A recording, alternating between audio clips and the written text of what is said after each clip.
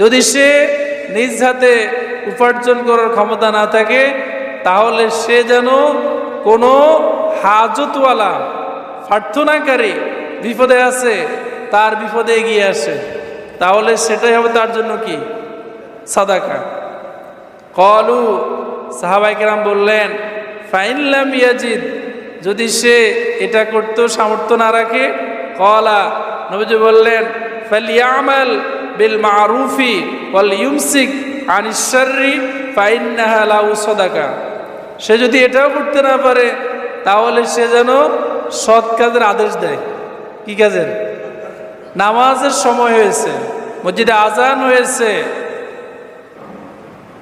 মুয়াজ্জিন সাহেব মসজিদের মিম্বার থেকে তিনি আমাদেরকে দৈনিক 5 বার আজান দিয়ে স্মরণ করিয়ে দেয়। নামাজিরা যখন আজান শোনে, তখন সমস্ত কাজ রেখে মসজিদের দিকে দৌড়ানো শুরু করে।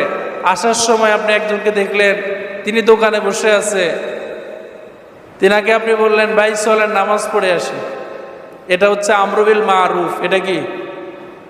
সৎ কাজের আদেশ।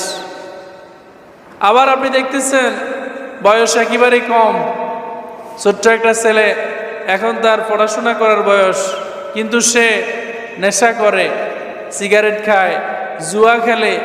আপনি দেখে তাকে এটা থেকে বাধা দিলেন। এটা হচ্ছে নাহিয়ানিল মুনকার, খারাপ কাজে বাধা দেওয়া। আপনি দেখতেছেন আপনার চোখের সামনে আপনার পরিচিত ছোট্ট একটা ছেলে খারাপ হয়ে যাচ্ছে দিন দিন, আপনি তাকে এটা থেকে ফিরাইলেন। এটা হচ্ছে অসৎ কাজে বাধা। তাহলে সৎ কাজে ডাকলেন, অসৎ কাজে বাধা দিলেন, এটাও কি হবে? সাদাকা হবে। কি হবে? সাদাকা। অন্য হাদিসে আছে, অফি হাদিসিন তুইনু সানিআন আও তাসনাউ লিআখরাকা। আপনি কোন কল্যাণমুখী কাজে কেউ করতে যাচ্ছে, কিন্তু সে এটার করার মতো তার সামর্থ্য নেই, আপনি তাকে একটু হেল্প করে দিলেন, এটাও কি হবে? সাদাকা। তাহলে আমরা ইচ্ছা করলে সকাল থেকে শুরু করে ঘুমানোর আগ পর্যন্ত আমাদের সামনে যত ধরনের কাজ আছে, সকল কাজের মাধ্যমে আমরা দান করার, সাদাকা করার সওয়াব অর্জন করতে পারি কি পারি না?